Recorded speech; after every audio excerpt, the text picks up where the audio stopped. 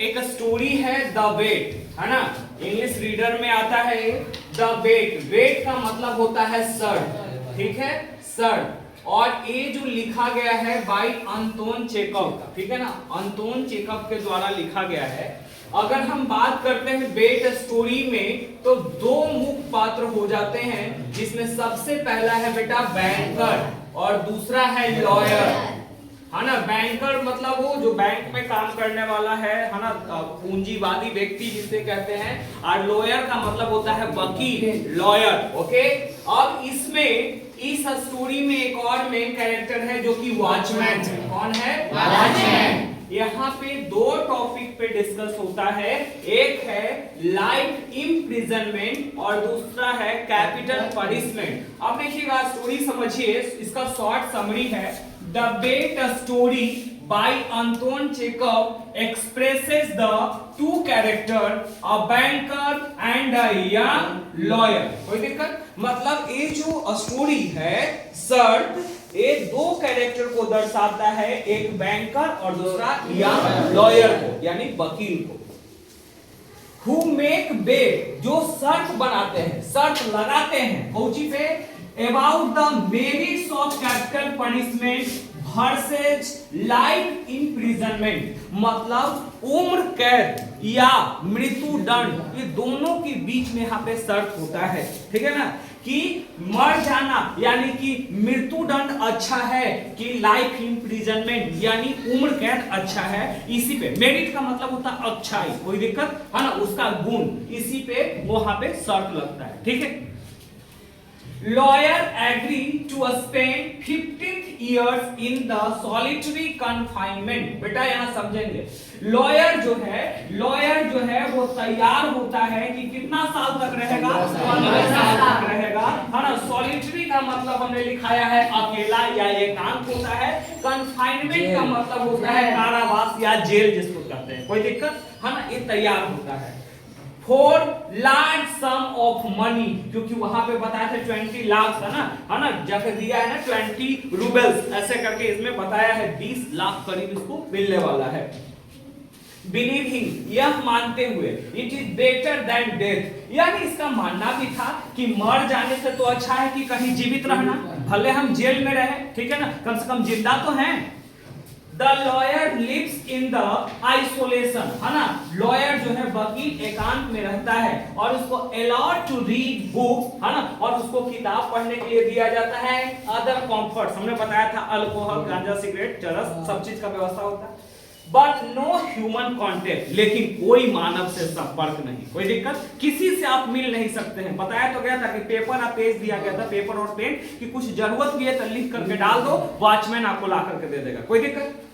देखिए, he decides himself to reading and studying, undergoing significant intellectual and spiritual transformation। Very good। देखो कह रहा है और उन्होंने निर्णय लिया। यहाँ पे देखो इसका जो अवसर मिला वो कारावास, और उस कारावास में हो सकता है पी के पढ़ सकता था, लेकिन ये क्या किया, इस चीज में अंडरगोइंग, माने खुद को एक ऐसा निर्णय लिया कि डिसाइड का मतलब होता है निर्णय लेना, हिमसेल्फ रीडिंग एंड स्टडीइंग, पढ़ने के लिए और अध्ययन करने के लिए, अंडरगोइंग सिग्निफिकेंट, है ना, जो कि तरह तरह के परिवर्तन। देखो इंटेलेक्चुअल का मतलब होता है बौद्धिक, और स्पिरिचुअल का मतलब होता है आध्यात्मिक, जैसे सत्संग वगैरह में हम लोग जाते हैं, कोई दिक्कत, वो सबसे ज्ञान होता है, ठीक है, है ना। Undergoing significant intellectual and spiritual transformation, but banker faces financial ruin का मतलब होता है एकदम से दिवालिया निकल जाना, and desperate to avoid paying the lawyer, और फिर मुकरने लगता है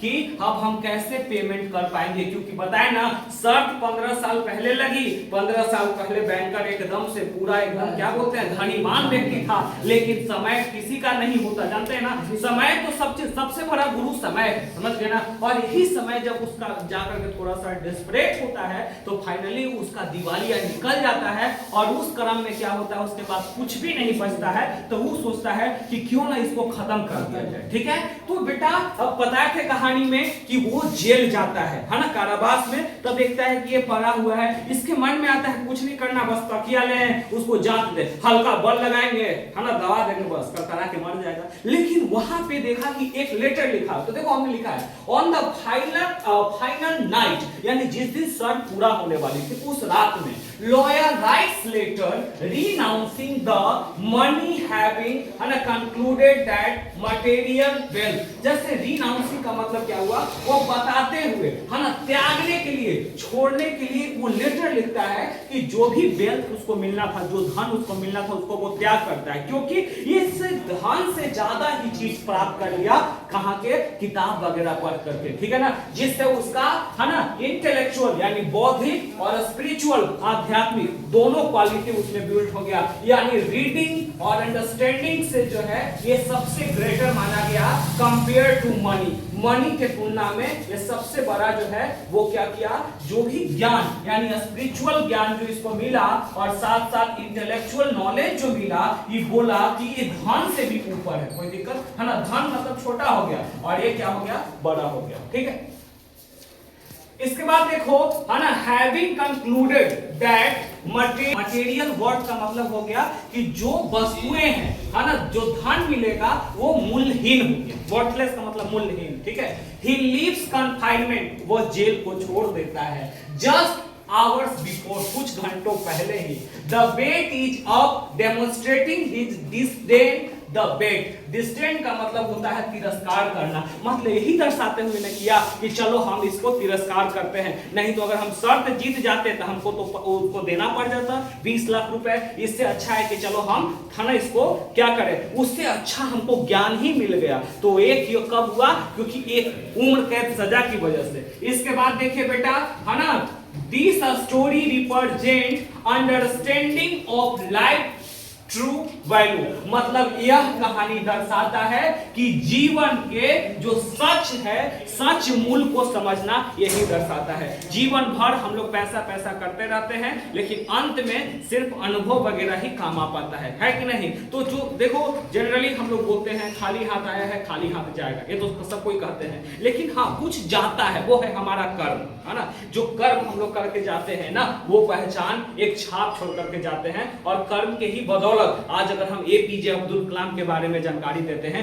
किसी बच्चों को मोटिवेशन के लिए जब बोलते हैं, तो वहां पे सोचने वाली बात होती है कि देखो आज तो वो दुनिया में नहीं है, हमारे बीच नहीं है, लेकिन जाने के बाद एक पहचान छोड़ के गए कि नहीं गए, बताओ। मिसाइल मैन ऑफ इंडिया, कभी भी उनको जाति पात धर्म के लपेट में रखा गया नहीं, रखा गया, क्यों? क्योंकि वो इन सबसे बढ़ के, ठीक है ना।